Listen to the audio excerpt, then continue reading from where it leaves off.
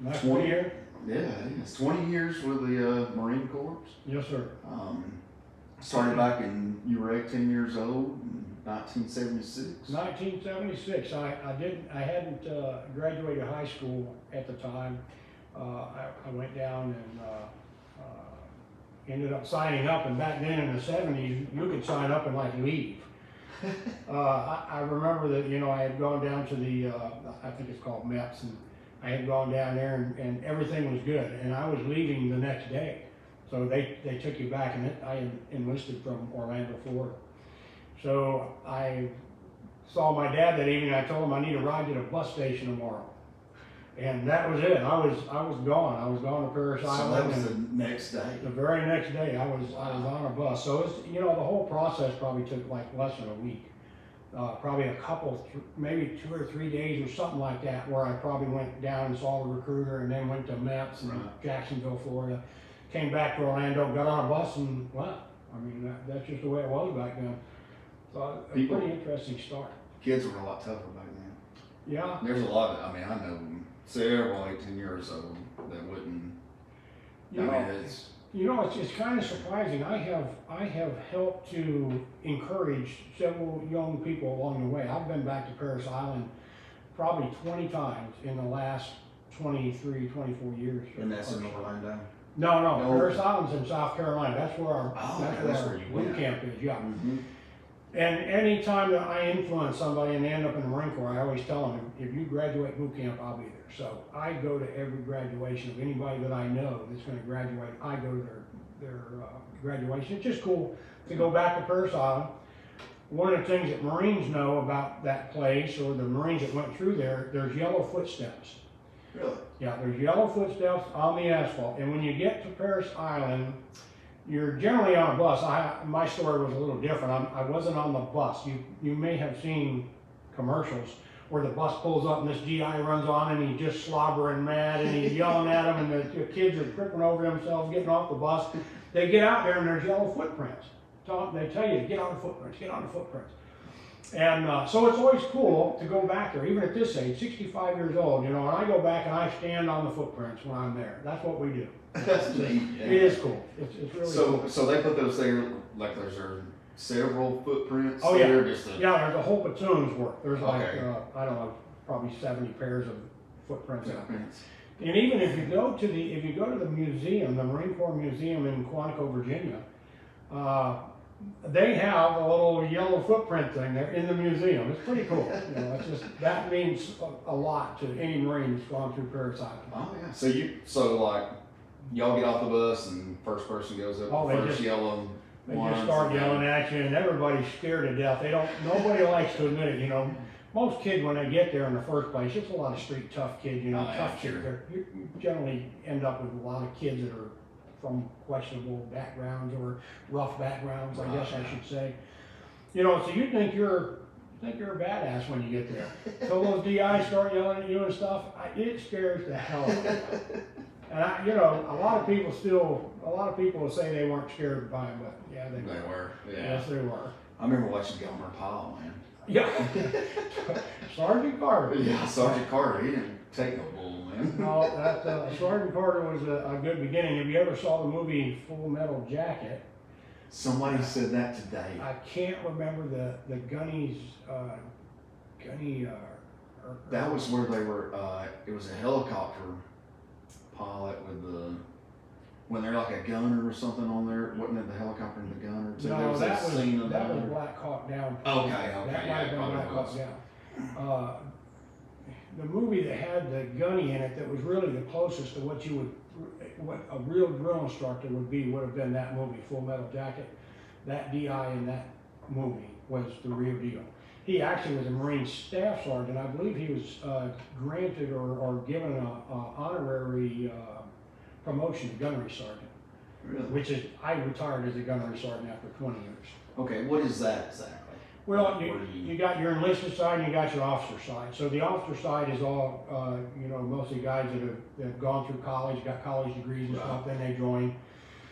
The enlisted side is like me, just off the street, just enlisted guys. And you can go from E1, which is a private, up to E9, which is a sergeant major in the Marine Corps. And you know, you get promoted along the way. I had 14 years in the Marine Corps when I got promoted to my last rank, which was a gunnery sergeant. Yeah. I had 14 years in, and I retired as a gunny. So you know, it's just the way you advance through the ranks.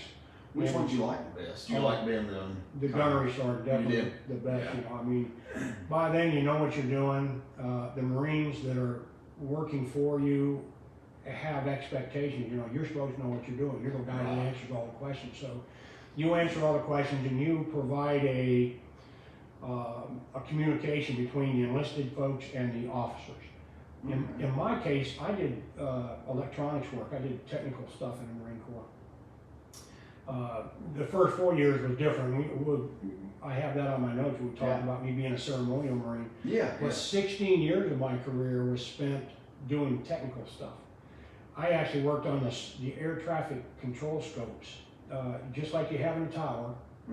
But this is tactical stuff where you got to, you know, you have to have air traffic control for aircraft over combat zones too. I mean, you know, so that you can direct ground fire or aircraft support for ground troops. You have to have air traffic control in those areas too. So I worked on those systems that provided the air traffic control scopes and the air search radars and stuff like that. So it was really technical. And even if I ever would have been in combat, which I never went to combat in 20 years, that may surprise some folks, but actually a lot of Marines don't end up in it. That's right. If you're in any other MOS or any other job other than like grunts, guns, or tanks, you most likely will not actually step onto a battlefield. Really? Yeah, we would have been 300 miles or up to 300 miles away from the front, because our radars can see 300 miles. So, and we can direct traffic. And then actually as the aircraft get in close to where they're gonna start dropping bombs or strafing areas, another unit takes over there and controls them when they're really in close. But we get them to the action.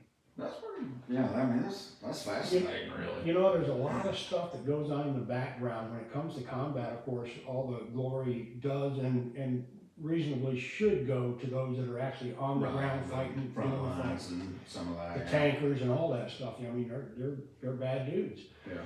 But there's just so much stuff that goes on in the rear. You know, the motor T folks that drive the trucks, that fuel the tanks, that bring food to the other Marines or whatever. You know, I mean, there's just so much stuff that goes on in a battle that you just don't hear about. You just see the fighting. Right. Yeah. You only hear the people that was right there in the action, basically. Yeah. But there's a lot of people behind the scenes. Kind of like there's probably like 5 or so for every one Marine that goes into combat. There may be 5, 10 that kind of provide support for that person or those people as they go in. You know, it's just communications. Obviously, you can imagine the degree of communication that they need. When they're in the hunt. They need to be able to be kept informed and stuff. And today, of course, with all the ground robots that can do surveillance, and you've got drones, of course, overhead. You just got so much more stuff going on now, even than when I was doing it. See, the drones. I've actually got a neighbor. He works for like NASA. Yeah. And I'll see his drone leave out a lot of nights. You know, he's got the little red and green light on it. And, that's right. He's actually flew up the backyard and stuff. He's some kind of engineer. He's for NASA or whatever. Yeah. Sure. The drones, I mean, you don't even hear them unless you see it. You cannot hear them. They're up high. Now the military drones, we're talking about a pretty good sized little bird. We're not talking. You know, well, of course they do have them too. They have the small ones. They're used by smaller units. You know, maybe a squad or even a fire team might be out there. They might have a drone they can throw up. That lets them look over the hill, you know, instead of having to walk over the hill and get shot at. That's right, yeah. So, or something. And you did the ones that's robotic, like that are on the ground. Yes, I did those too. Yeah, that program was at Huntsville. When I first came down, that is actually the program that I started working on down here. Okay. I ran the supply database that provided all the parts and all the logistics for the ground robot program down here. Wow. So, the ground robots themselves are just super interesting. You know, they started out, I can't remember the names of some of them, but one of them was called a Talon. And this Talon is the one that they would use over in Iraq when they were doing a lot of the IED stuff, when the terrorists were doing the IED things. That's actually like a ground mine and stuff, ain't it? Where you Anything, step on it, triple really, wire. yeah, that's right. Okay. Any booby trap, if you will. Right. They were putting explosives inside of animal carcasses, and unfortunately, you know, from what we've seen on videos and stuff too, they would give a hand grenade to a kid and tell them walk over there to a soldier and stuff. You know, it's just sad stuff. But anyway, the ground robots, the Talon particularly, it had a mechanical grip on it, and you could send it up there instead of having a soldier or a Marine walk up there and check out this thing. You could just send a robot up there and it could actually pick it up or roll it over and move it, or, you know, cause it to explode. And, you know, and all you're losing is a robot. Are the robots expensive? I mean, like the build of them or anything? Are they? They were, you know, I tell you, it's kind of like, and a good example of that along the lines of the robots. Yeah. We were already playing, as kids, we were playing with remote control trucks and cars, right? Yeah. Well, a remote control truck that we play with as a kid cost, let's just say $10, just for the sake of simplicity. Well, that very same thing with a military ID on it costs 10 times as much, but it's exactly the same. Really? It's exactly the same. You know, sometimes certainly they do have to build things to military specs, but you know, I mean, something like that little robot, you put a camera on it, or you put a microphone on it, a little, like a TRX Model 10 remote control truck like you or I might play with. You put some surveillance stuff on it and you send it up there, or you send it into a building, and you know, you do it that way instead of having to walk into yourself anymore. So do they ever, so like, let's just say you're going up some road or whatever in Afghanistan, do they send, when they talk about they send sometimes like the robot ahead? Absolutely. Have you visually spotted something, or is it just? When they launch them, I can tell you this, from the you know, being privy to the tactical side of that, they had even designed the Buffaloes, I think it was the Buffalo, a heavily armored vehicle. They had designed it to where you could launch your robot from inside there. So you never even had to be exposed to fire outside. And they would launch the robot. Now, generally, if they're going to stop and launch the robot, yeah, it's because there's something up there in the road that's questionable. Or it could be an ambush. You know, there might be a curve in the road and then some kind of a obstacle that's going to slow you down. See or something. Right, so you send your robot up there, or you launch your drone and you get a look that way. So if you were going up through there, are those like a mine or something? Is it fairly visible, like by the eye, or is it? I can only speak from a training perspective because I wasn't actually there in combat. But you know, I did train this stuff. I spent a couple of years going down to Fort Polk and working with the soldiers down there with ground sensors, and I got to learn a little bit about all the IEDs that they used over there because some of the other soldiers were there training them for that part of their getting them ready for their mission over in Afghanistan. So yeah.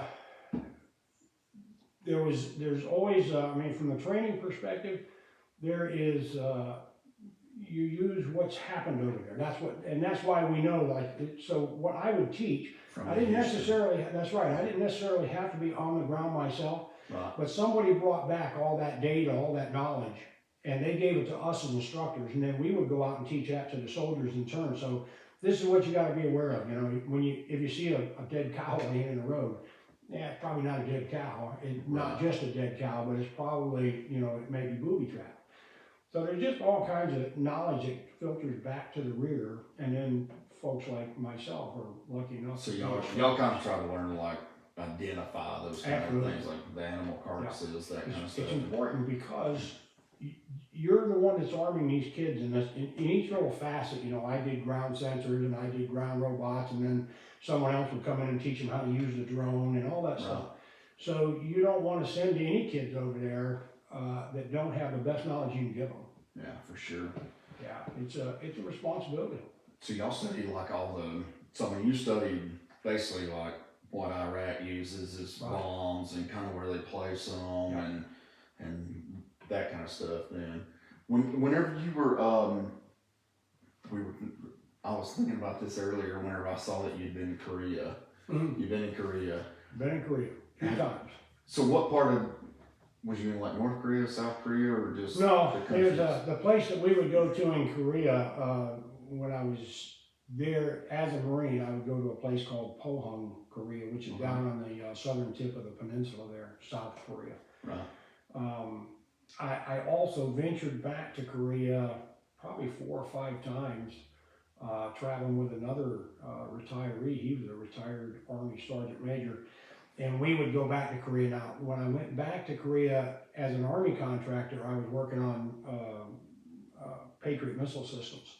Okay. When I was there in my capacity as a Marine, I was there at a place called Chilko Beach down by Pohang, south end of the peninsula. And there we were, we were doing combined arms exercises that would have ultimately ended up being how you would fight a war over there. War started in Korea. Kind of learning the territory and stuff like that. Yeah, learning the territory, just being familiar with being in that country. It's kind of interesting because, of course, back then, and you hear it today, like if there's any large exercises, the Russians are whining about this and that, and the Chinese are whining because we're doing this and that, but and they do the same thing. Everybody stays prepared for war. So that's what you do when you're in the military at peacetime. You're always training to be in war. Right. Yeah. So like South Korea, they're like, hey, you can come learn our terrain, basically, because we know you have our back if something goes down. That's right. I saw a video the other day that was really disturbing. Talking about North Korea. There was actually 3 men and then a lady with her small child, like a 2-year-old. And I reckon if you try to flee the country try to flee North Korea, you can, not only did they give, the 3 men made it through and they just took off running, or whatever. But the lady and the baby both got 99 years of hard labor plus imprisonment. Sure. Yeah. I mean, we really need to be like super proud of the country we live in. I'll tell you, we're fortunate that we wasn't born into that. You know what I mean? Like, Absolutely. Let me share something that, this is something you cannot get from videos, you cannot get it from watching TV. You can watch the news on TV and you can see things like you just saw, but you cannot get the gist of life over there until you actually see how these folks live. When we think of poor in this country, we still have cell phones, we have something to eat. Most of us have a place to go to sleep at night that's somewhat safe, maybe not completely. We don't know what poor is. When you go to these other countries, when you go to Korea or the Philippines, or if you go down inside of Mexico even, when you go to these other countries, you see poor. You see people, whole families living, down in Mexico, I've seen a family living in a ditch with a piece of tin over the top of this ditch. That's their home. sad. Korea, people are they're just out there surviving, and that is poor. It's terrible. It's really an eye opener. You don't get to know these things unless you actually get to participate in those cultures. Well, I guarantee you.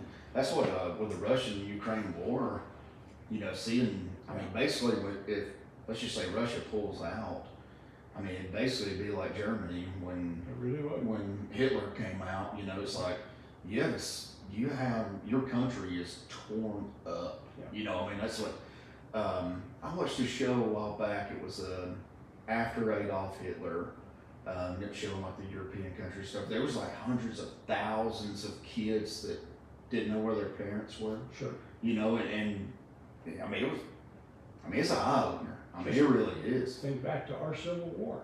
Imagine all those children. They used to put children on trains and just send those trains across country, trying to find anybody that would take care of those kids. Yeah. You got to think you're living in shit basically. If you're willing to put your kids on something, that's right, knowing that you're a good parent or whatever, right?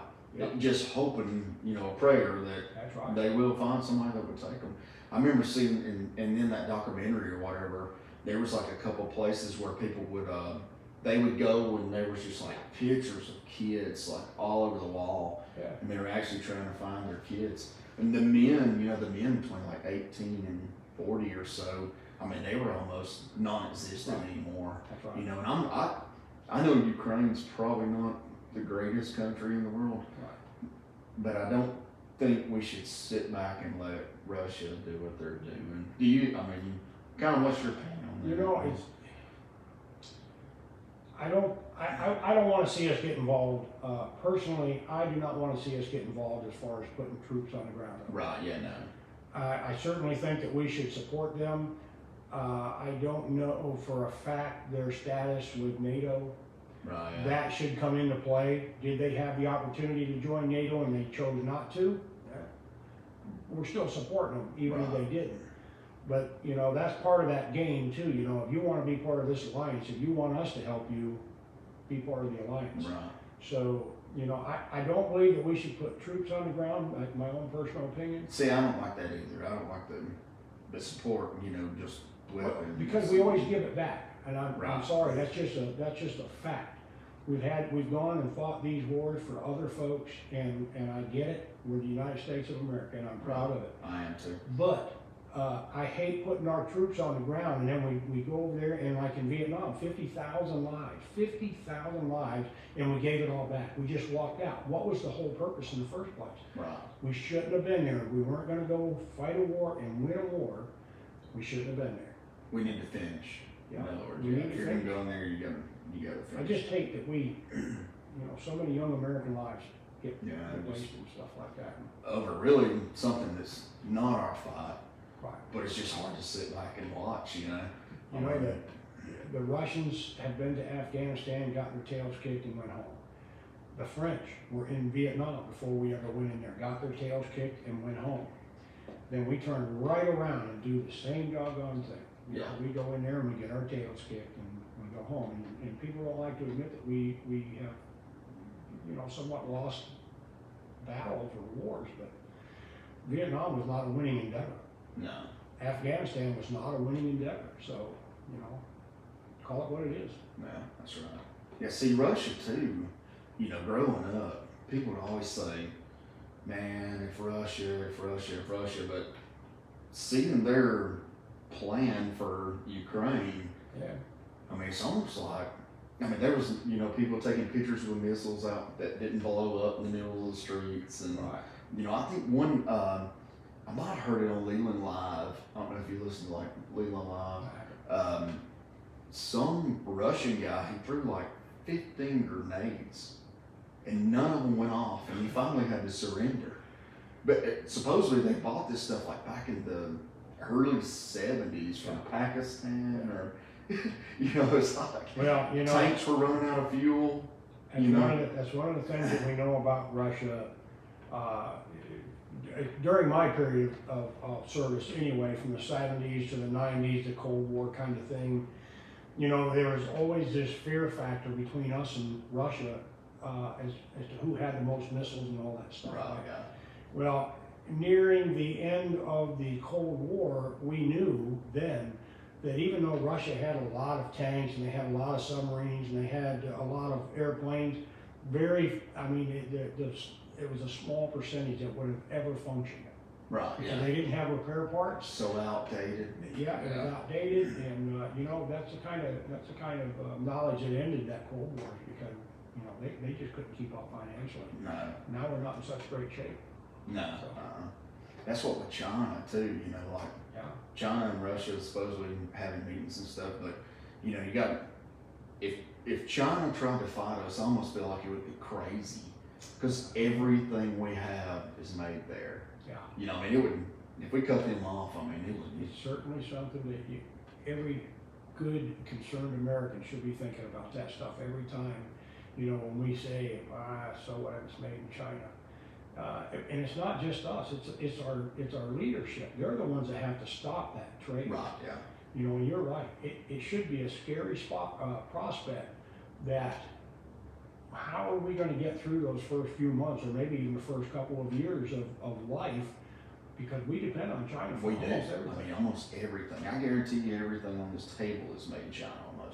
It's got steel parts mills or- need to be brought back up to speed again, because, you know, during the. Right, yeah, we need to put our people back to work. During Trump's period, we had, he was putting everybody back to work, Americans back to work.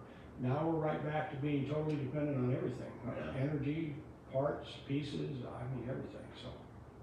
It is, it's like nowadays, man, it's scary times. I mean, That's right. just thinking about that kind of stuff, how dependent we are on them, and seeing the price of eggs go up like it has, and Yeah. I mean, I mean, you're talking about the chickens. That's right, we talked about the chickens, let's touch on that for just a second. So, you raise chickens, I raise chickens, we raise ours just for eggs, and you know, we're learning a lot of this stuff at our farm.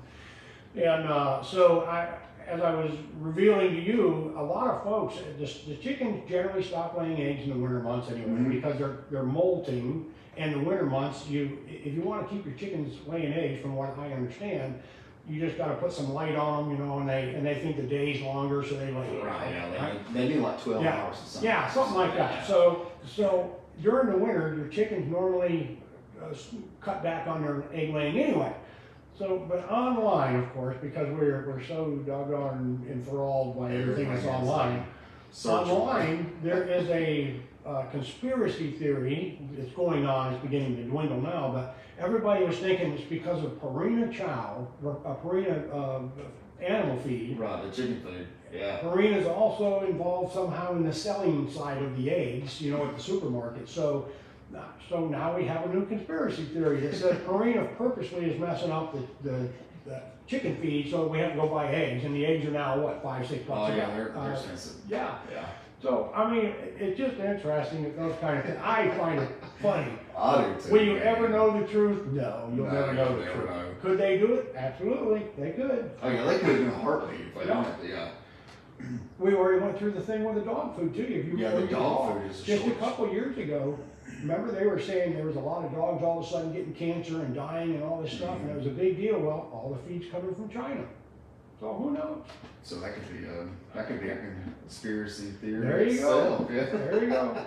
The dog food stuff. I really don't understand how you get a shortage of dog food. Well, just think about the toilet paper back then. Oh my God, we're about ready to fist fight over toilet paper just 5 years ago. So.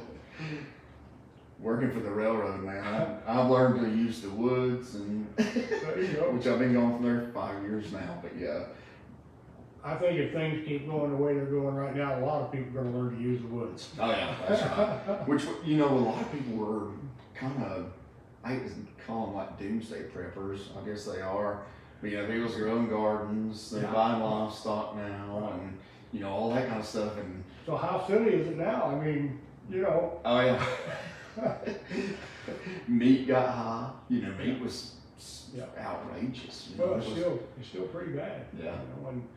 And I tell you, just the other day we were watching some videos online, Yeah. and we were watching a video about foods that are not allowed to be sold in Europe and other countries, but they're okay to sell here in our country. When do we get tired of eating all this crap that they give us in our food? Yeah. And a lot of times when you find out, the fluoride in toothpaste, and there's several examples of how they have found ways of using up byproducts. It's not even food related. Some of the pesticides and stuff, they're byproducts of pesticides, and they're allowed to put that in our food. So, yeah. I've always heard processed stuff too, like this stuff. If you can get it in a can and it's not a soup or something, and it's got meat in it, and it can last 7 years or whatever. Yeah. It's like, or something major. Another thing that's on shortage too that really blew my mind: saltine crackers. How about that? It's crazy. Even the off-brand, Dollar General brand, Walmart brand. Isn't it amusing to you? It's amusing to me. Whenever something's coming up, like if they say bad weather's coming, tornadoes are coming, whatever it is up here in our area, tornadoes usually, unfortunately for us. Down in Florida, it's hurricanes. Out west, I don't know what it is out there. But anyway, it's always funny because people run to the store and buy milk and bread, and what good's that going to do when the power's out? Oh yeah. A sandwich, okay, I get that, but you got to have a refrigerator to keep your bologna cold. Right, yeah. Unless it's the winter months, It's you're in really trouble. Which in Florida, it doesn't really matter. no You're in kidding. trouble no matter what. That's Yeah. right. But okay, you was talking about like the White House ceremonial. Yeah.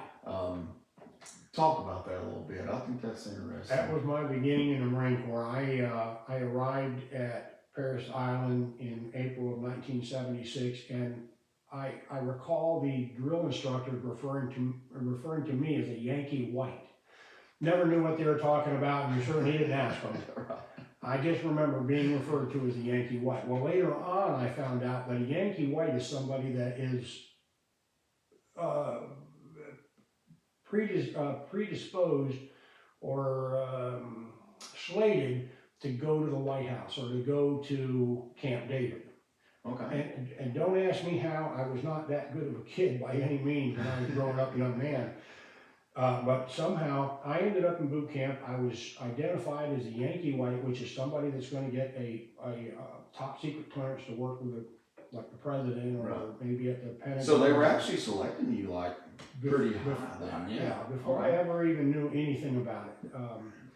And you really don't know about that process. Even when I got to Marine Barracks 8th and I, which is, that's the headquarters for the Marine Corps. I mean, that's the headquarters. Right. And that's also where, if you've ever seen the silent drill team, the Marine Corps silent drill team on TV, the ones that flip the rifles and all that stuff. Yeah. That's where they're based. And that's what I did for the first 2 years. From 1976 to 1978, I was a ceremonial Marine. And we marched on Friday night, every Friday night at the barracks, you marched a sunset parade. And every Tuesday night at the Iwo Jima Monument in Arlington, you marched the Tuesday night parades. Oh, okay. And then you also, like in my case, one of the very first things I did was Jimmy Carter's inauguration parade. I marched in that, just, one of, 120 Marines or something like that. I mean, there's a lot. Yeah. Every branch is represented. Was you doing the rifle? No, I never did that particular part of the program is reserved for like just 2 or 3 Marines. Period. Oh, really? Okay. There's only like 2 Marines in the whole Marine Corps. But they gotta be like certain height. Everybody back then, I think it was 5'9" was required. Really? Yeah. Okay. Yeah, and I used to be 5'10" or 5'11", but I think I've shrunk a little bit. I've noticed that myself. Man. You get this slump and you just keep getting. I'm vertically challenged. But anyway, so yeah, the first 2 years I spent down at Marine Barracks 8th and I doing ceremonies. So you do all this marching, and all you do is prepare for ceremonies. I was also a body bearer at the time, so we would carry the caskets at Arlington National Cemetery. Okay. And there's a couple other military cemeteries around there, and like if you participated in a joint ceremony or a joint funeral, there would be, all the branches would be represented. There'd be 2 Marines, 2 Army, 2 Air Force, and 2. I've been to a couple of funerals like that where they have the flag, they throw the flag, and the taps, and the white rifle fire, 21 gun salute. So I did a little bit of that when I was there at Marine Barracks 8th and I. Marched in Jimmy Carter's inauguration parade. Several things. We were at the White House. It was, as a young kid, I was like 18, 19 years old up there. I probably had not turned 19 yet. And one of the things that we had to do was a ceremony at the White House when Menachem Begin was there. And this was not during the Camp David summit. We'll get to that in a minute. We were doing this ceremony at the White House where there's all kinds of protesters outside the White House, and they're throwing tear gas at those at the protesters and stuff, and we're all standing there. You're not allowed to move. Obviously, you're at parade rest or retention or whatever. You can't move. Everybody out there is getting gas. The gas is drifting back across us. Oh man! So you're having to try to stay. Yeah, you're just standing there trying to be stoic and military, and it was quite comical. Really. But that was tough. Man. Oh, it was a learning experience.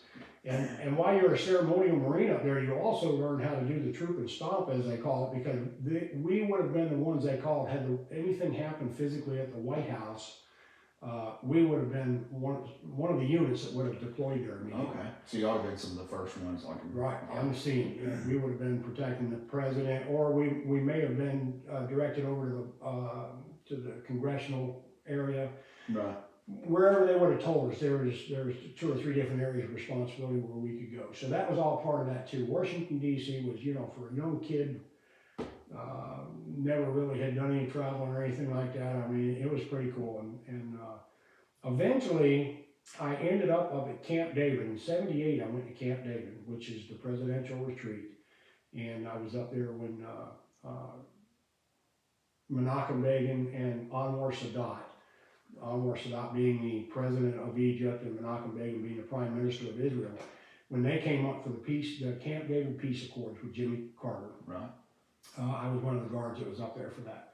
What a privilege. I mean, we're in that environment. It's not like you're standing over there and they're way over there. You're out there. You're part of it. There's no way to get away from it. And you were like a 19-year-old kid. Yeah, 19.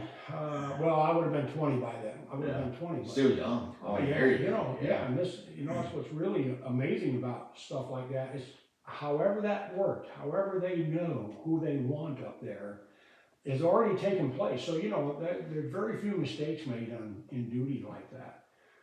If you do make a mistake, you're just gone. I mean, really? Yeah, if you do anything wrong, you're like gone the next morning. Everybody's going, hey, what happened to Owen? He's gone. What would they do with you? Send you back down. In that case, they send you back to Marine Barracks 8th and I. Okay. And you just continue doing ceremonial stuff or get sent out to the fleet somewhere. But let's see, there was, at that point in time, back then, you couldn't see Camp David, you couldn't film it, you couldn't do anything. If anybody was seen taking pictures of Camp David or videos, man, they would get in big trouble. Yeah, they'd call the park police on you or the state cops, and somebody would. I guess they just wanted that kind of where people didn't know. I guess for in case of an attack or something like. They kind of wanted that just to be. Right. I mean, that is a place where you might go today.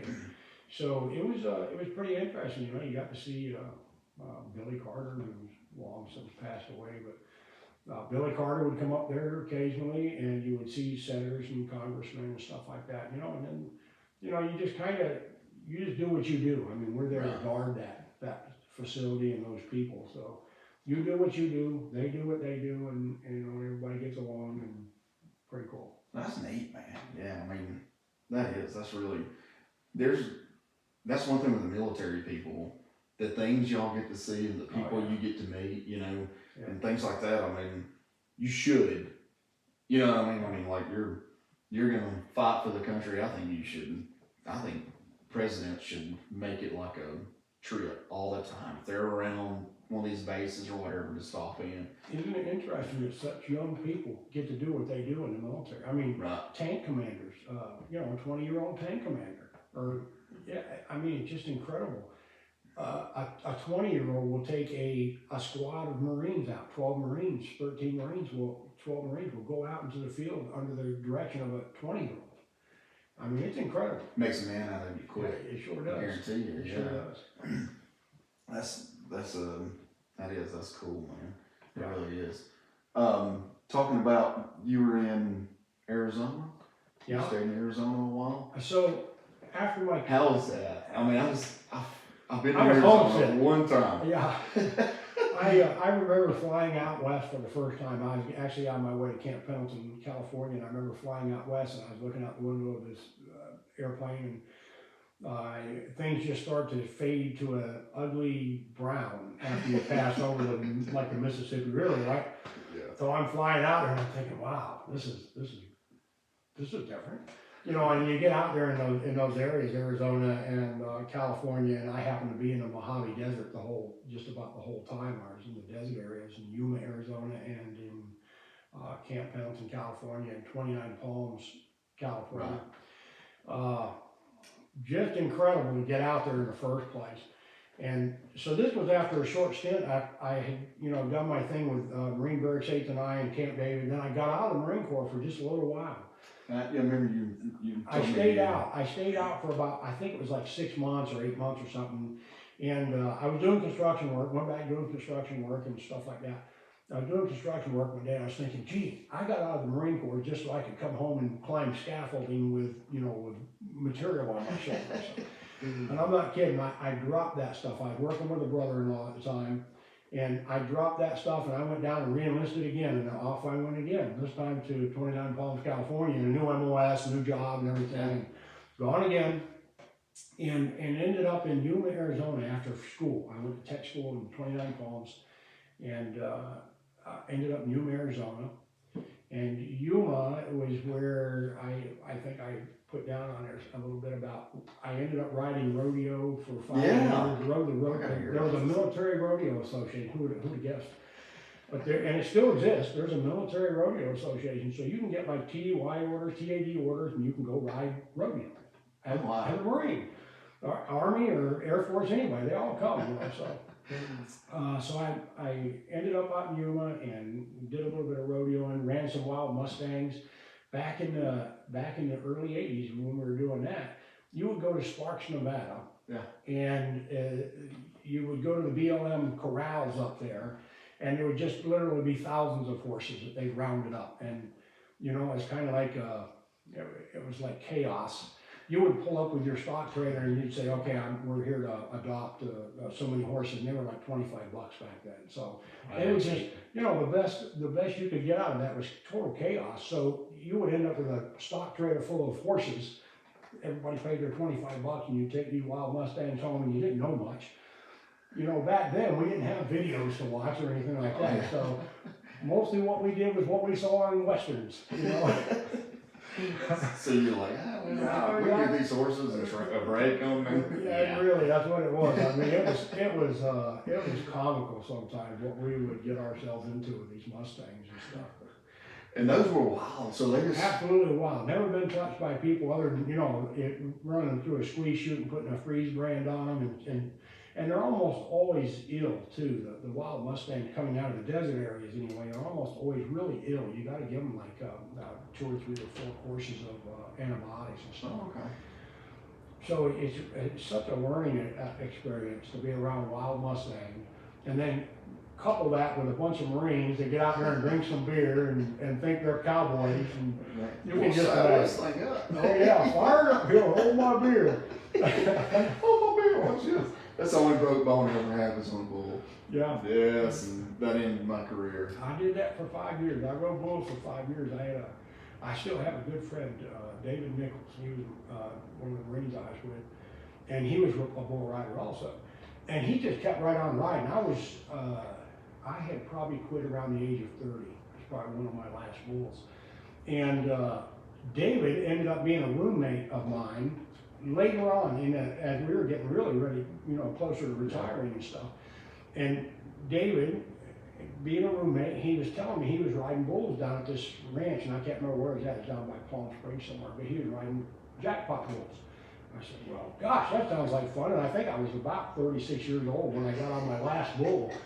And it was funny because we went down to this ranch, and I bought a whole new bag of equipment. I didn't have any bull riding equipment anymore, so I bought a whole new bag of equipment. We go down to this ranch, my wife's with me, and we get down there, and they've got one bull. He's off in this little round chute by himself, or a little round pen by himself, and if anybody walks within his sight, he just starts throwing his horns and bellowing.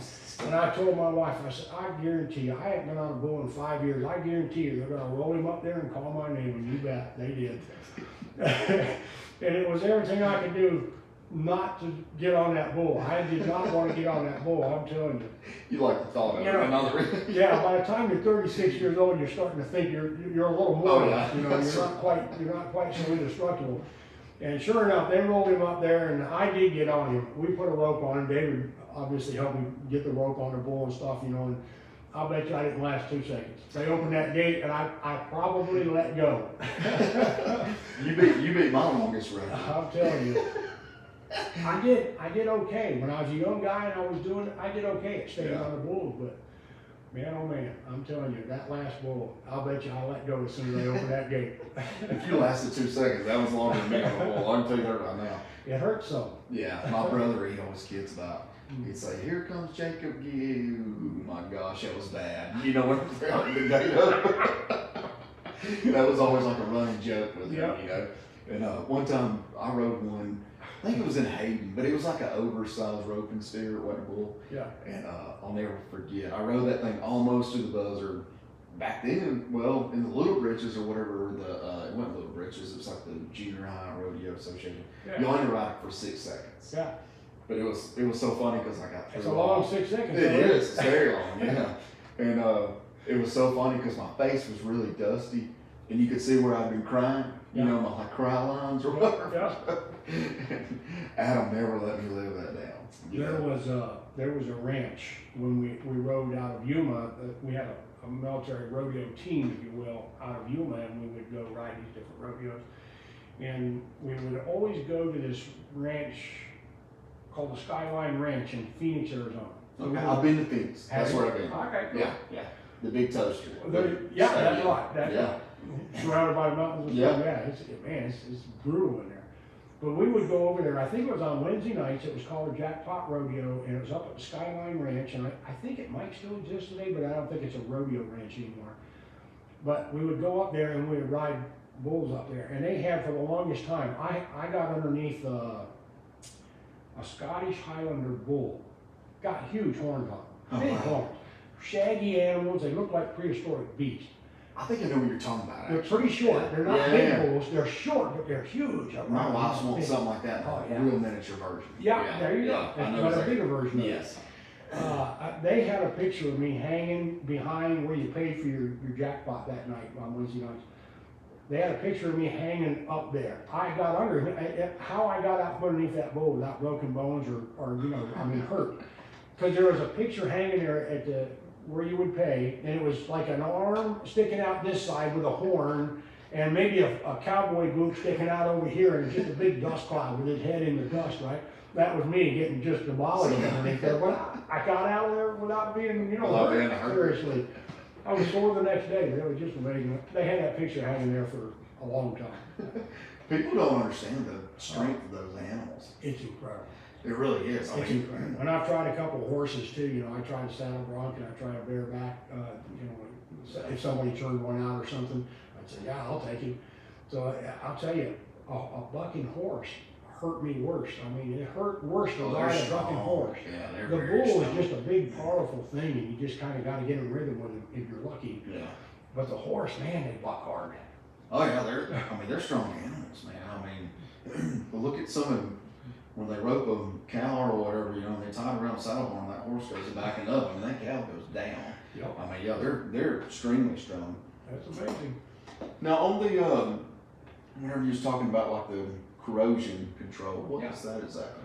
Well, it's really nothing more than going around getting, assessing. We go out and we take a look at all the missile systems and stuff that we were responsible for, and we would look at the corrosion that's on them. Now that, of course, plays back into what the Army does to try to make those things last a long time. But in our case, the corrosion control teams, we would go out there and we would teach classes to the soldiers. This is what you need to do to stop the corrosion. This is what you need to do to... Is that like rust and... Yeah, that's all. Just rust. I mean, I've got bullets in my safe now that's got... You bet. Yeah. And, like in areas like Korea and over in the Middle East even, you wouldn't think the Middle East, you would think it would be dead dry over there in the desert areas. No, it's also very corrosive. So in Korea and Japan and Okinawa and all those places that we would go to, Guam, the corrosion is caused by the saltwater environment. And then over in the arid areas, it's more so caused by sand and those kind of elements. But yeah, that's what we did. For a couple, 3-4 years, I traveled around mostly with that retired Army Sergeant Major, and we would go and the first thing you do, you get on the ground and you get a whole bunch of soldiers from the unit that you're working with, and they give you the soldiers. You go to class, teach them how to do all that stuff, and then go out there on the equipment with them and show them how to do this stuff. What do you do? Are you like basically like putting like an oil or something on it, or you just kind of basically just? No, you actually get out there with grinders and stuff, and you actually remove all the corrosion. Whatever the corrosion is, you remove it, and then you actually prime it and paint it again, and paint it back to its original. Wow. Yeah. Okay. So I guess there ain't no problem with like sparks or heat or anything on that on like the... Well, you have to be, you would not end up doing corrosion control on a launcher that had a hot missile on it. You wouldn't do that. Right. But there's certainly safety precautions you have to go through in order to do that safely. Right, yeah. Safely. If you call that it's a relative safely. term. It's a relative term to working on missiles. Yeah. That's so funny though, thinking about, I mean, that's small stuff you don't think about, like the corrosion. Because I have bullets in the safe that the end of it is turning green. That's right. No lie. I mean, and I've got one of those like bars or whatever, the heat stick kind of in there or whatever, you know.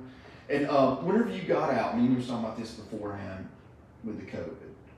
Yeah. When you got out, you were in Orlando. Y'all were living in Orlando at the time, right? That's right. We started in Orlando, and I got lucky and finished the bachelor's degree while we were down there. And this was after the military. Of course, it was all VA dollars that paid for that.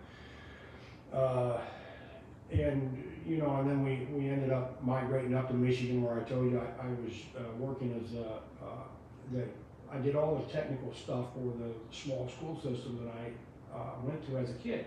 Okay. Pretty exciting, actually. Oh yeah, I guarantee you. You can go back to your old stuff. And I had already related to you that my old football coach was now the superintendent of the whole school system up there, which is cool. Yeah, it is. It's cool. He hired me, and I did the computers, and I did all the work up there. And then we ended up, I'll tell you, we were getting a little disillusioned with Michigan, because Michigan is a pretty heavy union state, and you know, pretty liberal. Right. Yeah. Pretty liberal. I'm sorry, I'm just not a liberal kind of person. No, I'm not. That's part of the reason we ended up in Coleman, Alabama, is because. That's what I was going to ask you too. How you ended up in Yes, Coleman, sir. It's a journey, to tell you the truth. So we wanted to get out of Michigan. We knew that. And then the opportunity when this ground robot program came up, I was working ground robots up there. Well, actually, I got hired on up there to do the ground robot program. They sent me down here to Huntsville to do the training. At the Arsenal. At the Arsenal. And, you know, I drove on to the Arsenal. This was coupled with the fact that my daughter worked at the only grocery store in town, a little small farm town. And they told my daughter at the time in Clinton, Michigan, at the grocery store, she could not say Merry Christmas to people. This was like in 2008. Oh my gosh. You can't say Merry Christmas. All you never say is Happy Holidays. And I'm thinking, dude, this is like Farm Town, USA. And you're going to tell someone they can't. It really just Piss you off. It did. And so when I came down here to Huntsville for the training, I drive up to the gate the first time, I got my military ID, and the guy said, "Have a blessed day." And I thought, wow. We say that. That's We cool. say They that couldn't say, yeah, they couldn't say that up in every Michigan time. anymore. And I just, you know, I called my wife shortly after that. I said, "Hey, we're moving to Huntsville." And Huntsville's a nice town. I love Huntsville. Well, we ended up in Coleman because Huntsville is now becoming more city-like. It's so big. It is. It's growing so fast, and it's to me, it's just too liberal. I'm sorry. To me, it's too liberal. We ended up, you know, we did a little bit of research, and I also had previously told you that as I was retiring, you know, here we were debt-free. I mean, we're where we strive to be, and I'm thinking, what am I leaving behind? You know, and where am I leaving my family? And Huntsville really was becoming visibly liberal at the time. They were going through some things up there, and it's just stuff that I didn't want to deal with, and I didn't want to leave my family in that environment. Right. So I started looking around, you know, and Coleman is recognized as a good, conservative, hardworking. It is. American. Coleman's growing a lot too, but Yeah, it is. I love Coleman. And it's going to change, but Coleman is, for now, Coleman is a good conservative area. Mm-hmm. A lot of hardworking, honest, God-fearing folks down There there. really is. I mean, like I could probably pull out my cell phone. I'm not the popularest person in the world, and I could probably call 50 people, and I would get 45 of them to answer their phone, and 40 of them say they're going to come help me. Yeah, you know, if I had something, you know. You bet. And that's what we have found too. We live in between Berlin and Holly Pond, and that whole community right there. They call each other. If there's a storm, they call each other, and they don't just call and ask if you. I mean, they're going to come help. Right. Yeah. You know, and everybody out there though is so self-sufficient. That's another thing that we just love about that. Everybody out there just, man, they know how to take care of themselves. You know, these folks that you're living with now, if anything happens to society that all of a sudden there is a shortage of food and whatever, toilet paper. These people know how to, they know how to deal with it. I mean, right, yeah. Yeah. It's Coleman at one time, it was like one of the top 3 places to live in Alabama. And I think it was actually, it might have been ranked nationwide, I'm not sure, but I do remember like they were saying like Coleman's one of the safest. You know, it's one of the, actually, the article was, it's been 3 or 4 years ago, that Coleman, Alabama was the best place to raise a child. Wow. Yeah. How about that? Mm-hmm. Yeah, I believe it too. We're just all simple. I mean, around here, everything's simple. Everybody knows everything about you. Stuff like that. I learned, and you used this term a little while ago when we were speaking before we started this podcast. You used the term come apart. Yeah. And one of the ladies that, as a matter of fact, our immediate neighbor, she was telling me that. She said her dog was having a come apart. I said, well, what? She said he's having a come apart. We just love that stuff. I'm telling you, you know, it's a lot of fun. Oh yeah, I say stuff like ain't and reckon and what did that? Aorta go up there. Yeah, there's one fella the other day, he was telling me about Mom and them. I said, what? He said, Mom and them. I'm going to see Mom and them. I said, Mama and them? Yeah, Mom and them. We take like 3 words, we make one. Right. Yeah. Because I'll ask people, I'll be like, how's your mom and them? I mean, it just rolls right out, you know? And if you went to spell that, I mean, it would be like, whoa, wait a minute, is that NEM, N-E-M? I love it. It is. It's a small town. I mean, Coleman's grown, obviously, but I mean, I don't know, traveling the railroad and stuff and seeing a bunch of different cities and been to Indiana, which Indiana's nice.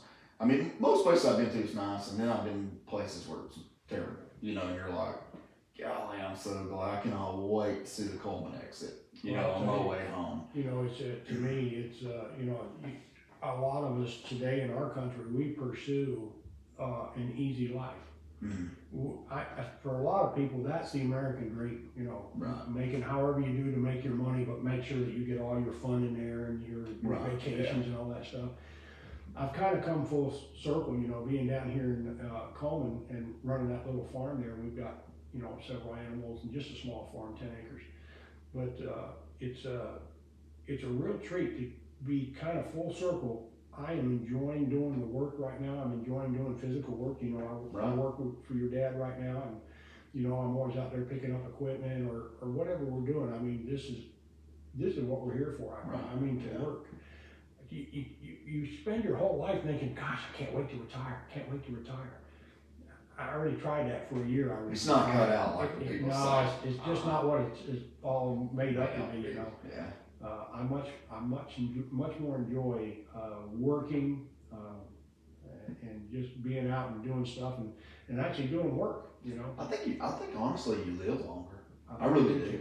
You know, I know a guy that's almost 80 years old that goes out every day. He replaces windows, doors, you know, all that kind of stuff. You know what I mean? And I really think if you're not doing something and you're sitting at home and stuff, I think well, it's good to get out too. Like especially around here.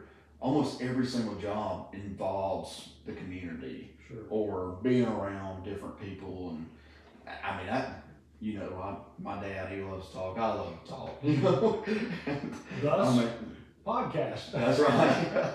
Started the podcast, you know, I'm like, I just want to meet all kinds of different people, you know, and stuff. You can do that from right here. Right, yeah. I mean, I can, and Coleman's got a lot of different people, you know, has done great things and stuff. And yeah, it is. It's cool. Whenever you was talking about the COVID vaccine stuff, have you ever saw that died suddenly on have you ever Googled that or anything? Yeah. Yeah, it's scary. It is, you know, and my wife and I decided that we would not get the shot. Right. And ultimately that led to me retiring in December of 21, maybe. Yeah. Yeah, because that was at the time when all the government entities up there, or all the contractor entities up in Huntsville was demanding that you get the shot if you wanted to continue to work. You know, the government was making that demand of them to be fair. But, you know, I didn't feel like I wanted to be forced into get this shot, because as far as we knew then and as far as we know today, it was experimental. They did not know everything they needed to know about that thing. And, you know, we've had some friends that have lost young family members. Will we ever know, was it because of the COVID shot or because of COVID itself? We'll never know. But I am one person, I'm happy that I did not get the COVID shot. We went through COVID too. My wife and I both had the good strong stuff. I mean, it put us down for a month. Really? We really could not do anything. Some of those first few strands were bad. Yeah, and we had it in October of 21, I guess it was. Yeah, so that was when it first came out. Yeah. It was good. We had just gone to a funeral up in Ohio. We were on our way back, and both of us knew we were sick. Matter of fact, we stopped in Gunnersville and got the COVID test, and both of us tested positive at that time. And we spiraled down for about 2 weeks, and then we started a slow climb back out of that. It was rough. But more than I was worried about my breath getting short and all the stuff that goes along with the COVID, I was more worried with getting put in the hospital and getting put on one of those ventilators. Oh, I know, yeah. So, you know, that COVID thing, it was real. We certainly had it, but I'm still glad that I did not get the shot. See, I got the Pfizer, and then they started coming out. Then I ended up Googling the dots. You know, on that's pretty fascinating. I mean, it is, it's not, but it obviously something was causing deaths and stuff like that all of a sudden. You know, they had they had the autopsy. They had like the autopsy people on there. They had the embalmers. You know, they had a bunch of scientists and all that kind of stuff. And you know, it was actually, you know, when you die, you know, they cut your jugular. They, you know, pull it out with that pump. And I had watched some stuff where there was more service calls on pumps when COVID came out, right? Yeah. So once everybody started getting vaccinated, there was more, the person, the tech or whatever that shows up to work on this machine, he's like, well, there's nothing wrong with your pump. Yeah. You know, and a lot of times they might even have to like push air through, and you know, it's almost like a rubber band would come out. Wow. You know, it's coming out of the fan. You know, and the guys doing it, basically, it looks almost like a spaghetti noodle. Wow. You know, with a little bit of twist to it, almost like a foam core, but imagine it being like a spaghetti. I wouldn't discount anything today that, you know, I don't think, I think it'll be years before we ever know the truth, if we ever know the truth. There could be long-term effects. And the vaccine, well, there still is, you know, there's still just a lot of folks that have unexplained heart arrhythmias, things like that. That's just rampant. But is it because of the vaccine or is it because of the COVID? We just don't know, because I don't believe they told us the truth at all. I don't either. I really don't. I really don't. And I don't mind saying it right here on this podcast. I don't think they told us the truth. I don't think they acted in our best interest. I don't either. No, I don't either. And even like you know, at first it was like, don't touch metal, don't, you know, I mean, basically my hands were just white.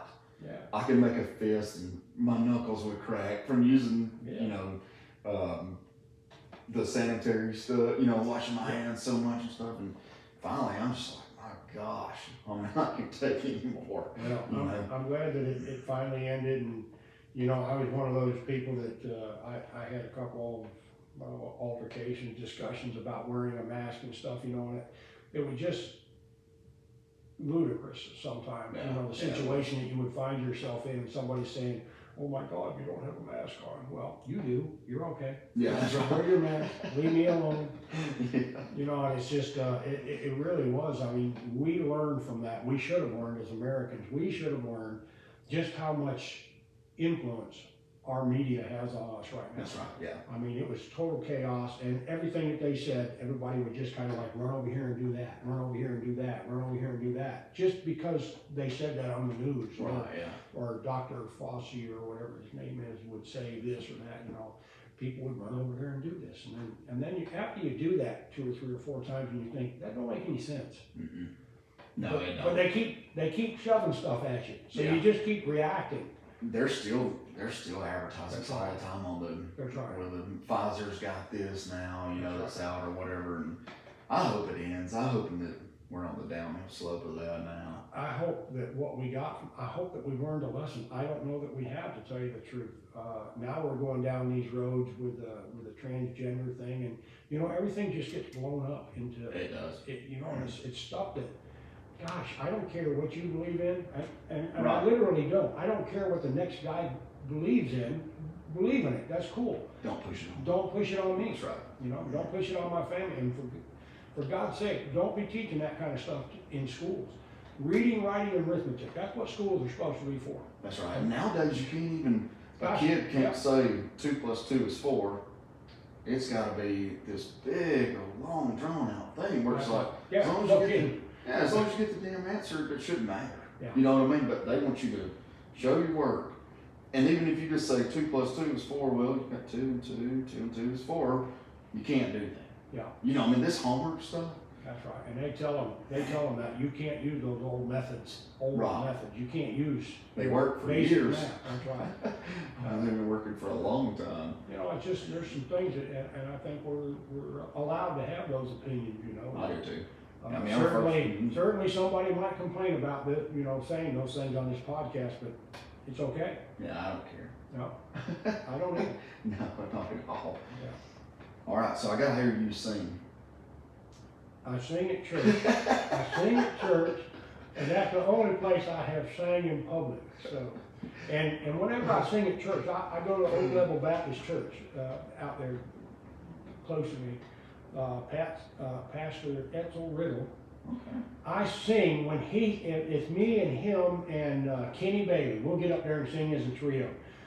And believe me, I get meek when we're singing. You know, I let them two carry they carry the tune. It's all about making a joyful noise. So Yeah. you know, that's what I'm concerned with. That's what the good Lord says, right? Doesn't matter what it sounds like, as long as you're singing for me. Yeah. That's right. I'm bad about it, man. And where we go to church, yeah, we still sing out the old hymn. We'll go to another church sometimes. They're more upbeat, Yeah. you know, and stuff.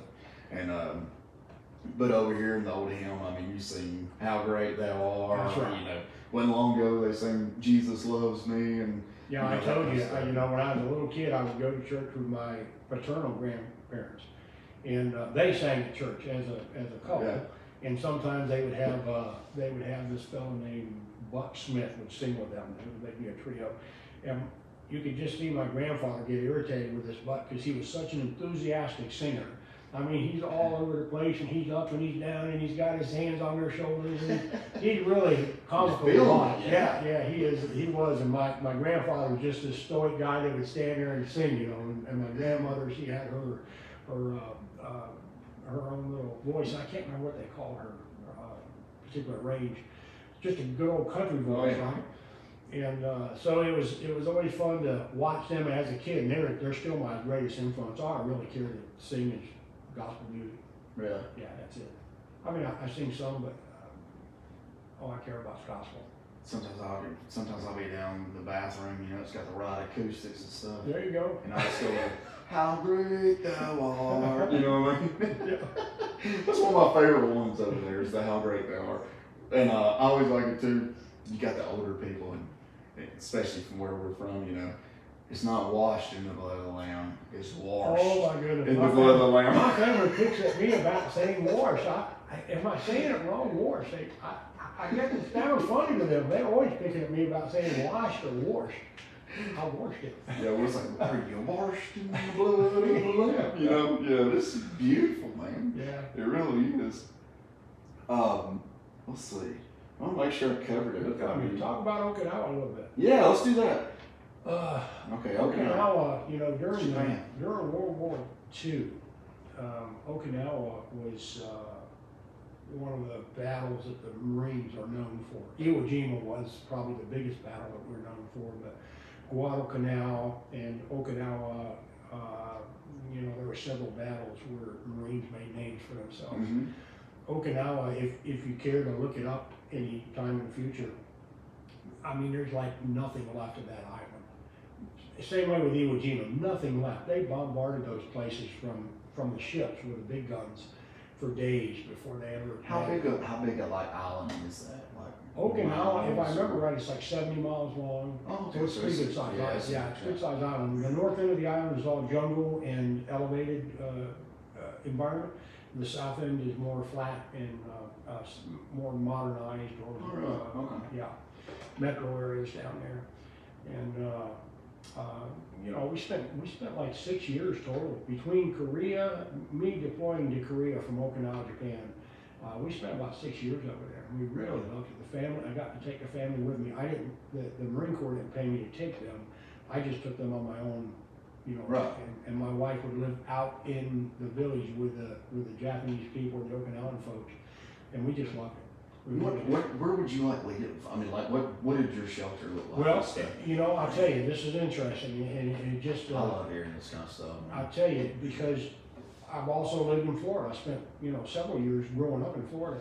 Well, hurricanes down there cause tremendous damage, as we all know, right? I mean, things just get loud. Oh man, yeah, between the wind. But here, so you go over to Japan, and all the houses over there on Okinawa anyway, at the time, there probably were some lesser buildings, but most everything was poured cement. The walls are poured, the ceilings poured, everything, it's just a cement box. Really? Nothing happened. Windows?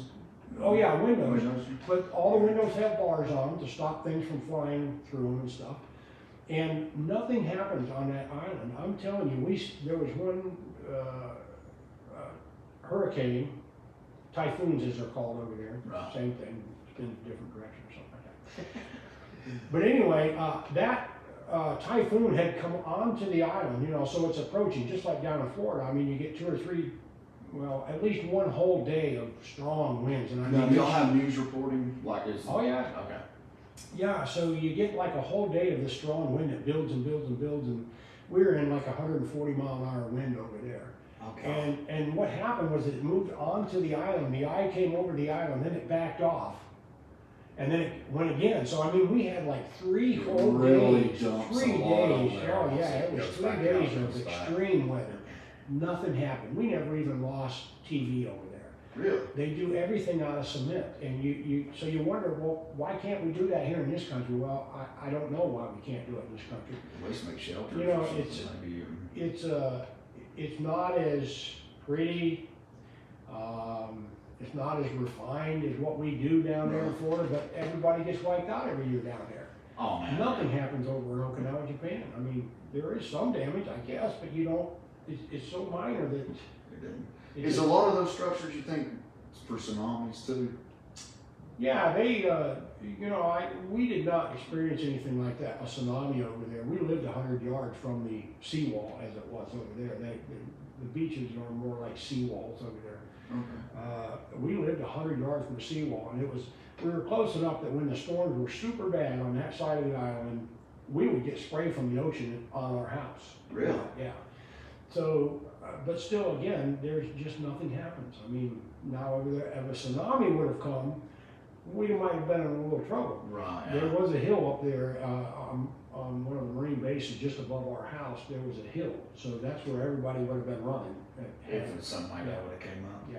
I never knew like the power of like a tsunami until we watched that movie. Oh, yeah. I know that sounds funny, but I mean, No, you don't really think about right. like if you're getting washed and say Yeah. it's pushing you through woods and all that, getting hit with the sticks and You bet. yeah, I mean, I was involved in the floods in '92. I think it was '92 over in Albany, Georgia.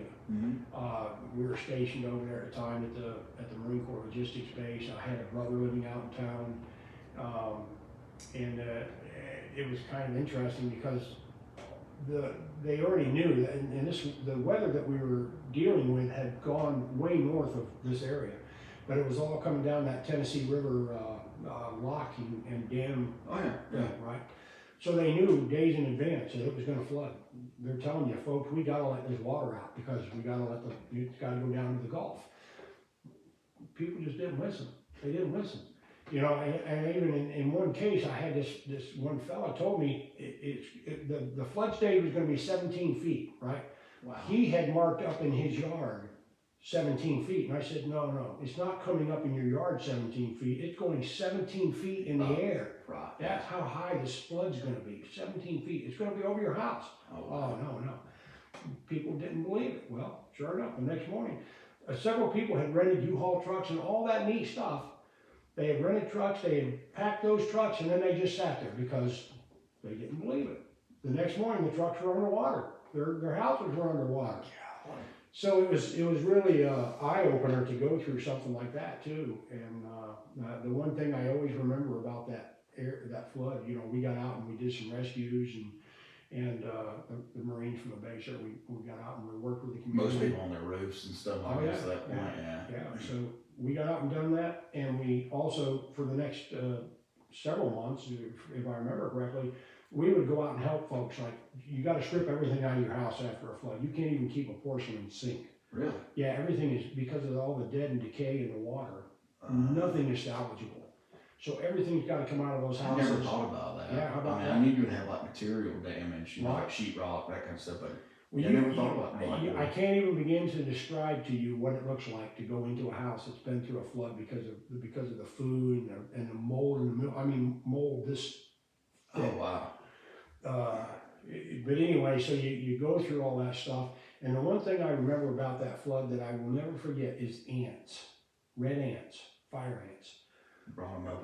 Why would you think about? I mean, what about ants? Well, when the flood occurs, you know, eventually they let loose and they come out of their holes. They'll be like balls of them. I've seen yeah, like a mud puddle come over. They're flooded. They're just floating on top of the water, and you better not be the first thing they climb, because you're going to be in serious trouble. And millions of them.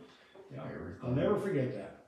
And you know, during those floods, dead bodies were coming out of the ground and all kinds of stuff, because the flood lasted for, gosh, it was over a week that we were underwater there. I've heard of people down in Louisiana like burying their dog, and then just because of the ground's got so much moisture and stuff in it and so wet that the dog would actually be on top of the ground a couple of days later.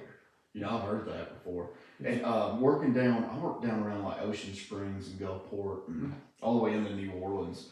Talk about like the hurricane stuff, the rise of the water. You know, they actually have a lot of the overpasses and stuff on the actual pillars. I guess you call them pillars. Yeah. That, you know, they got the red line painted to where the water level was. Isn't that amazing? Wow. I mean, it's like, you can't hardly believe it, huh? No, Yeah, and another thing that stuck in our minds from that Albany event, and it's kind of funny, we ended up talking, you know, we're talking about typhoons and hurricanes, we ended up with this thing, but one of the other things that you just don't forget was the height of the water on the trees. Wherever the water was up on the trees, it stayed brown for like 2 or 3 years afterwards, 4 years. Really?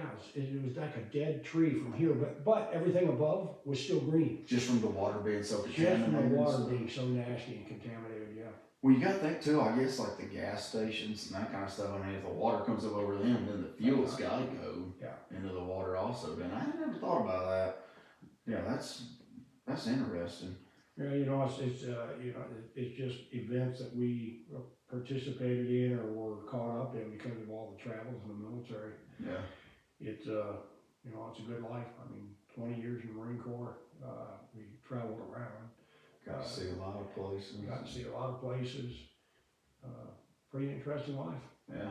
What's some of the most unique kind of food stuff you ate? Like whenever you were in Japan, I mean, like what? Or even how do you communicate with like children? Really? Yeah, seriously, like children. You know, you want to communicate with the Japanese, and like I said, we lived out in town. We didn't live on base, you know. Right. We weren't surrounded by Americans, so we lived out in town, and we needed to communicate with our neighbors and stuff, you know. And we found them to be super friendly and super gracious folks.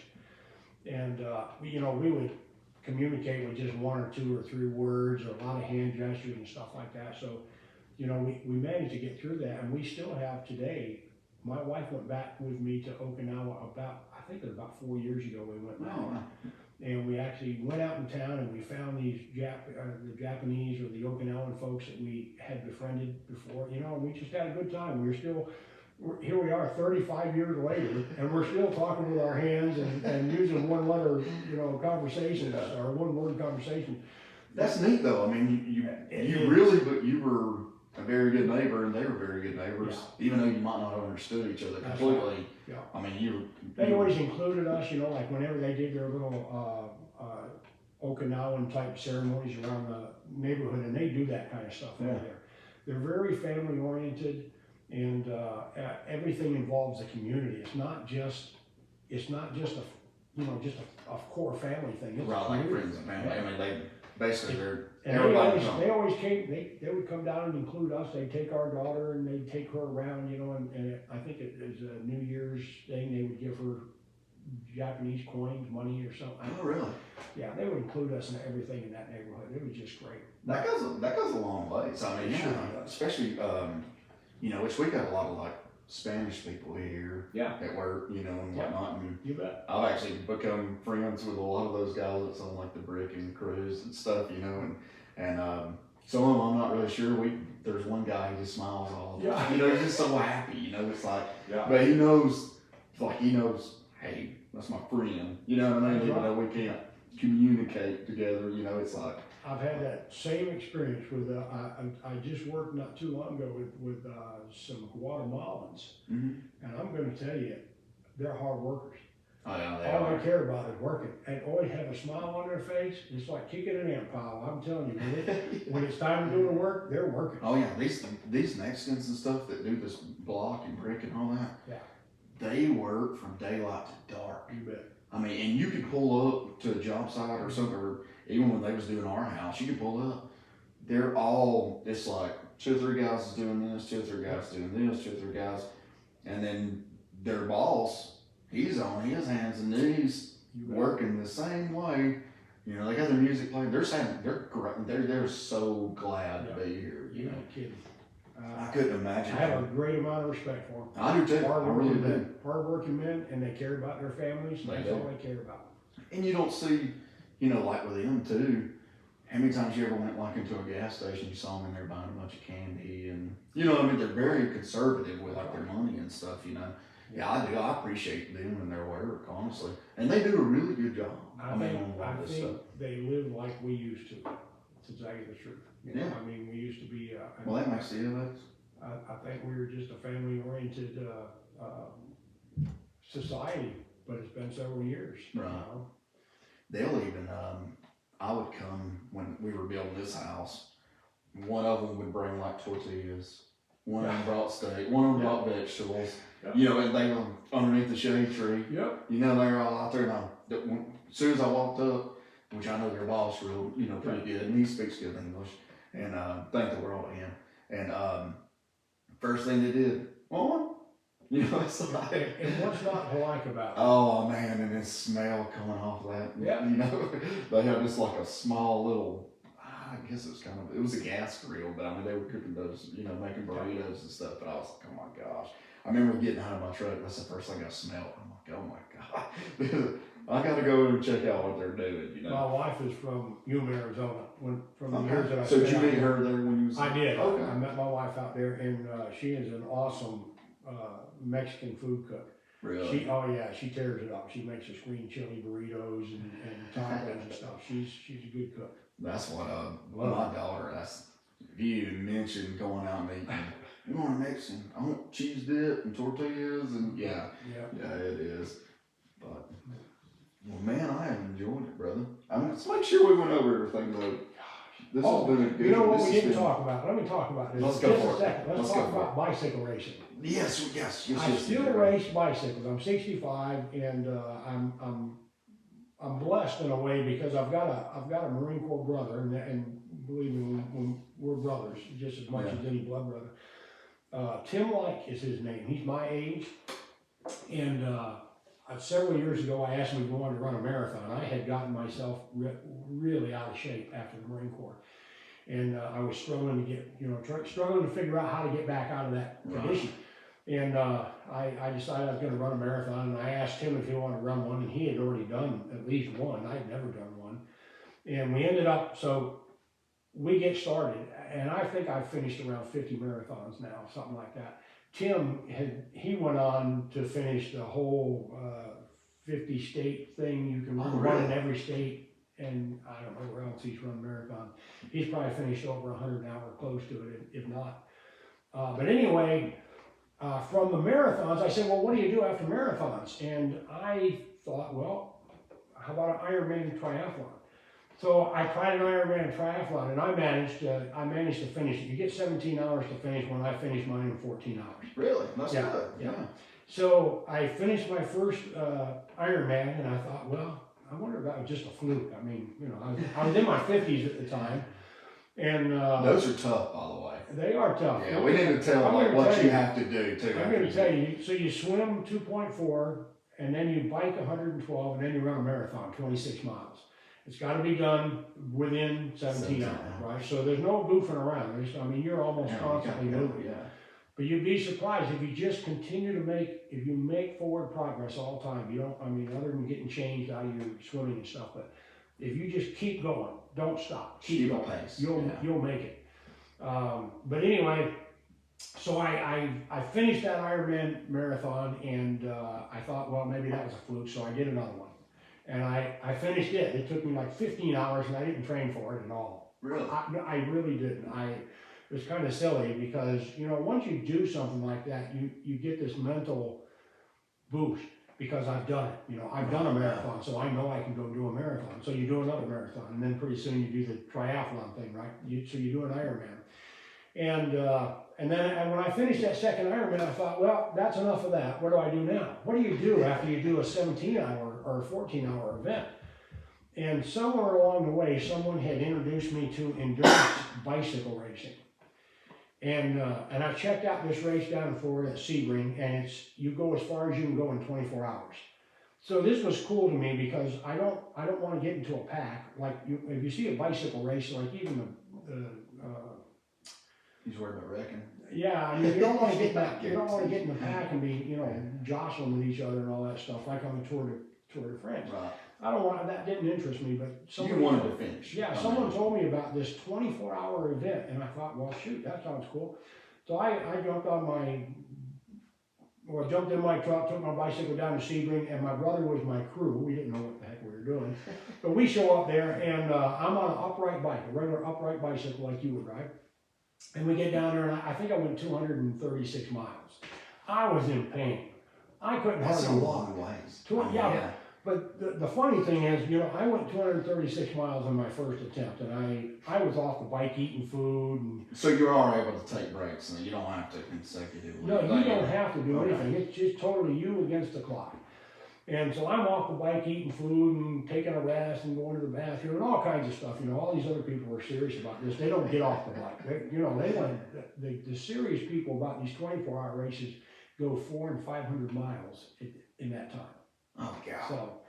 So anyway, that's what we ended up doing that, and then eventually, because I saw all these people, I'm in pain from riding this 236 miles, and I see all these people over here. They're just having a good time. They're laughing and joking and stuff. Well, I find out they're all riding recumbent bikes, the kind of bike you lay down backwards on. If you've ever seen them, I have not. You lay down backwards, and I'm actually at like a 15 to 20% incline. Yeah, so you're laying down. Your feet are out in front of you. So you're laying down. You got a headrest. I mean, so you're basically on a recliner. You are. You're on a recliner pedaling. So now we do endurance racing. Tim actually raced on my bicycle this last October. We do the Natchez 444 every year. Okay. You start in Nashville, Nashville, Tennessee, and ride to Natchez, Mississippi. It's 444 miles nonstop. You know, it's up to you. Right. You want to start? Are you on highway, or is there actually like no? a trail? That's actually on the Natchez Trace. It's it's a trail. State park. So you're kind of Euro riding, then. Is that what they call it? When you're in the woods, but you're on a trail, I guess. No, it's on a road. I mean, really? Natchez Trace is actually a state parkway. Oh wow. Okay. It just happens to be a fairly safe ride because the speed limit's only 50, no commercial vehicles, and it's a straight run. There's no stop signs, no nothing on that thing. You just get on it. Basically interstate. Yeah. So that's what we do now. I mean, that's what I decided was next on the agenda after the Ironman thing. We now race bicycles long distance. And it's just a bunch of, in our case, it's two old guys that get out there. Sometimes we're a team, sometimes we're solo. My brother and my son-in-law are always our crew. When you're talking about crew, what is that? Do they follow you like a vehicle or something? It's very interesting because most of these races at night, you race right through the night, right? So in order to protect your rider, the crew will be in a vehicle, in my Marine Corps truck outside. They stay right on you. I mean, they're following about 15 to 20 feet behind you at night. Oh, wow. They're providing light for you. You got lights, but you still, I mean, when you start going 40 miles an hour down the hill and you don't know what the curves and stuff are looking like. So you're using lights. their headlights. Yeah, you're using their headlights, and they're 15 or 20 feet off you, and you're going 30, 40 miles an hour. It's pretty exciting. You know, and that's all the excitement we need as old men, you know. So yeah. Hey, you wrecked at 30 mile an hour now. Yeah, I've been down at 30, 35 miles an hour. And luckily on the recumbent bikes, all you do is kind of like slide, so you can imagine what the strawberry might look like. That's one of those ones where you get up and you got like black all over you, you know, that skin's gone. At least you don't have the broken collarbone. Usually if they wreck an upright bicycle, it's almost always a broken collarbone. Right. Or So you have one of the ones you lay back in now? Absolutely. Really? Yeah. How do you, I mean, are you staring at like a zero turn motor? Or? My steering on this bike right now is called tiller steering. So my handlebars are only like this big. And when I'm laying down, they're right here in front of me like this. And they go straight out in between my legs, and you steer like left and right. Like a tiller on a boat. Oh, okay. You know, and really it's a lot of leaning. Rather, it's more like riding a motorcycle. Going around curves and stuff, you got to kind of lean into Yeah, and whatnot. lean into it. That's interesting. I gotta look that up. Oh, yeah. Look it up. It's pretty exciting stuff, you know. And there's always ways of tracking this when we're out racing. I'm racing this October. I'm doing the Natchez. I think it's the first weekend of October that we do that. Okay, cool. And there'll be ways to track all the riders as they ride down to Natchez. It's pretty exciting stuff. Oh, I guarantee you, man. It's probably a pretty country too, ain't it? Beautiful country, you know. But I'll tell you, when you're like 30 hours into this race, you've been riding, and you know you're dehydrated. You're dehydrated, and you're seeing things that aren't there. You're hallucinating and stuff. It gets kind of comical. It really does. Oh, yeah. You're just so tired. And your crew, they don't get to sleep either. You know, like if you only got 2 people, it's really not. It's feasible, but it's not safe for one guy to be sleeping, because you need to have both eyes on that rider because they're so close to you. Wow. So it's really it's an endurance test for everybody that's involved in this stuff. So when you so you stop, you take a break, you'll get your water, Yeah. whatnot, and Yeah. eat a little Now bit. sometimes if you're doing it seriously, which I have a hard time getting serious about this, I just like to finish. Yeah. Okay. It takes me like 36 hours to finish that ride. But the serious people, their crew will drive up ahead of them and hold out a bottle of water. They won't stop, in other words, you know. And like, or a sandwich, or a boiled egg, or whatever, you know, you just pass it off and they keep going. They try not to get off the bike to even go to the bathroom. So, you know, I mean, the serious people, they get on the bike and they go. I just can't get You kind of got your own. It's your own personal thing. Like I got my pace, and my pace is not their pace. And my brother's always on me, you know. Get on the bike. You gotta go. Get on the bike. You gotta go. 5 more minutes. I bet that is pretty though, man. Now, 444 miles. 444 miles. We try to do that one every year. I think I've been involved in that one every year since it started. Yeah. In one way or another. I think I have 2 DNFs, which did not finish. I think I have 2 DNFs on that course, but generally I finish anything that I start. So you, along with the bicycle and stuff, talking about the Ironman kind of, well, I guess it's kind of ironclad, ain't that right? Ironman. Which one's first? Swimming wears me out. What? Do you do the swimming first? Oh yeah, the you do the bicycle? swimming first. That wears you out. I will admit, and I have no problem admitting this, I chose, there was a Ironman event called Beach to Battleship. It was in North Carolina, Wilmington Beach, called Beach to Battleship. And the swim is from the ocean into an inlet type thing, right? Do you have a life jacket? No life jacket. You can wear a wetsuit, which kind of gives you some buoyancy, but not much. But anyway, I chose that particular race because you got to swim with the current. Ah, yeah. I'm not a fool. I'm in my 50s. I'm in my 50s. I just want to finish one of these things. So, yeah, I chose Beach to Battleship just because you got to swim with the current. But, you know, it's still 2.4 miles. That's a long ways. It's a long ways to swim, and when you're in a wetsuit, it just adds to the aggravation of trying to swim because that wetsuit's tight. Do you have to wear the wetsuit, or is it just? You don't have to. You don't have to. Yeah, I chose to both times. I did. As a matter of fact, I chose to both times because I'm just not that confident of a swimmer. Right. Obviously, I can swim those distances. Yeah. But the wetsuit gives you a little confidence, but at the same time, it's aggravating because it's tight and it's restricted. Right. See, that's what you were. You're certified scuba diving. I am too. That's right. Yeah, and I got certified, but I'm too claustrophobic. I don't. Are you? Yeah, I get. If I was going to go out there and go 12, 15 feet, something like that, Yeah. kind of look at the fish or whatnot. Right. But when we went down to like 60 foot, you have to have that one deep water dive or whatever. Yeah. And I got down there, and the whole time I was just thinking, what if something fails? What if this? What if that? Do I really know what to do? And then the whole time I'm thinking, keep breathing. Keep breathing. Because that's the number one rule is keep breathing. We, my wife and I both were certified over in Okinawa, and unfortunately we dove together a few times, but I was always wanting to go in caves, and I was always I always had a spear gun with me or a sling. My wife didn't want nothing to do with that. So I would be waiting outside the entrance. That's where she usually was. So it wasn't, we weren't doing it in the safest manner that you could, but we both did quite a bit of scuba diving over there. It was fun, and visibility in Okinawa or in that whole area over there in Korea, any place that you can dive over there, the visibility is just awesome. You can go down to 100 feet and lay on the bottom and still see clouds up there. Really? It is just beautiful. Yeah, I bet that is, man. Where we got done, we went down to Ponce de Leon. Mm-hmm. And close to Panama City, or it's down that way anywhere. I can't remember. We ended up in Panama City, but that was back partying days, so we got But then we ended out. The instructor got sick, so we ended up going to Panama City. But later on, we went down to Pelham at Blue Water. Mm-hmm. You been in there before? I've heard of it. Yeah, it's pretty neat. Yeah, it's you can actually.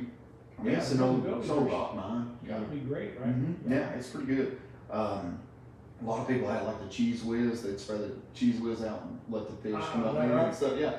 If you carry a can of just a squeezed cheese, the fish will come all the way around you. Wow. Yeah, I know.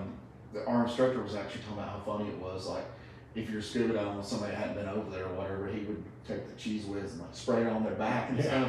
And then the people swimming around, but like, what's all these fish doing? Like trying to get me, But they actually had the cheese on their back. Yeah. That's pretty cool.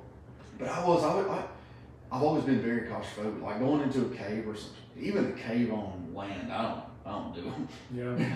I mean, I'll walk through while it's still big or whatever. Once things start getting tight, no, I'm done. I'm done completely. I can't do it, man. I think I probably would be that way today. And I did do one of my trips back to Okinawa about 3 or 4 years ago. I did do a scuba dive. I did one dive. Yeah. It was kind of funny because I went to the dive shop, hadn't touched any of that stuff in 30 or 40 years. It's been a long time for me too. Yeah, so I get to the dive shop and this young lady's working there, and I said, I need to get some equipment. And she said, you got your card? I got my card. I luckily had renewed the card or something, but I actually had my dive card. Yeah. So I get to the shop and she said, you got your card? I got my card. She gives me all this equipment, and I recognize it, of course, but I'll be doggone if I can remember how to put that regulator on that tank, right? Oh yeah. I'm not going to tell her. No, I'm not going to tell her that stand on the bank and make sure everything's kind of working somewhere. I took it out to the rental car, and I was kind of goofing around with it, and I really just couldn't get it together. And I finally went back in, and I said, hey, I said it's been like 30 years. I don't know how to do this stuff anymore, so show me how. She said, well, maybe you need a refresher. I said, I ain't got time for a refresher. Just show me how. I'm only going to go down like 20 feet. I just want to do it. That's what I would like to do. Yeah. And actually, it was kind of interesting because in the place that we live in Okinawa, I still had to travel about a half hour away to get the super clear water. Now, that whole area up there is just pristine water, all the coral is back. It's been, you know, like I said, 30 or 40 years. Right. The coral's back, the fish are back, it's pristine, it's beautiful, and the water is clear as can be. I would like to go look at some of that coral, like the coral reef and stuff. Yeah, it's beautiful. Seeing a lot of that. And you really just don't need to go down more than like 15, 20, 30 feet. It looks like maybe. they're shallow. Yeah, it Yeah. looks like they're very Just go shallow. 30 feet and just enjoy the fish and the colors and everything, because once you get down past 60 feet or so, you start losing the color anyway. Yeah, and you don't. don't really see a whole lot down No. there, I don't feel like. No, I even snorkeling, you know, I wouldn't mind like the snorkeling That's part right. of it, That's just fine. go out, let them. sure. I got a friend of mine, he actually has an appliance place. They go out and they find these like black shark's teeth. You know what I mean? Some of them's like huge. How about I mean, yeah, they look like airhead almost. I mean, they're neat. That's what he's actually getting his son lined out to be one of those kind of guides or whatever. They go out and they find the shark's teeth and that kind of stuff. My wife still has jars full of shells that she collected while we were over there. I mean, that sort of thing. Oh yeah, She loves those shells. we collect them at the beach and stuff. We always bring them back. And Yeah. I don't know where they end up after we get back, but they're somewhere. You'll find them in a few years. That's right. So, well, look, it was an hour and 40 minutes. You said, man, I hope I can come up with an hour. How about that? It is. Once you get to talking, man, Fun to talk. and half the stuff that is wrote down, I mean, yeah, everybody ventures off in this. Or you might better edit some of it out of there. Nah, I'm good. This is really good, man. I enjoyed it. And I'm glad you came on. And I appreciate your service, man. I really Thank do. you. I do from. I would truly do it again if they didn't tell me that I was so old that I can't do it again. I'd do it again. Really? I really would. And Yeah. you know, most Marines that I know would say the same thing and mean it. You know, speaking from the heart. We'd probably do it again. Yeah. Yep. That means a lot. I mean, I mean, fighting for your country, whether you're on the front lines or Yep. in the back scenes. I mean, you were still, if they would have called you to go to the front lines, you would have been Oh, there. absolutely. Yeah. You know, and that kind of stuff. And that's the reason why I'm able to do what I am today. And I appreciate it, man. Really do. But I've enjoyed it. I hope to have you back, man. Well, I don't know what we talk about. That was my whole life right there. Well, we'll make something up. That was it. There you go. That's why I always tell people too. I'm like, that's the truest story I ever made up. Because I'll make up stuff just to get so I can There keep you talking, you know. But I appreciate it, man. I appreciate you coming. Thanks for having me. Yeah, yes, I sure appreciate talking about old times. You know, I just don't get to do it that often. Me and my Marine brothers, we still get together quite often, and every once in a while, people remember things that you wish they'd forget. Oh yeah, I'm sure. None of those things we've talked about today, though. And y'all, the Marine thing is the oorah, right? That's right. Hoorah. Yeah, oorah. Yeah. So, Simplify and hoorah. yeah. Well, I appreciate it, man. All right. Enjoy it, brother. All right. Thanks for having me. Uh huh.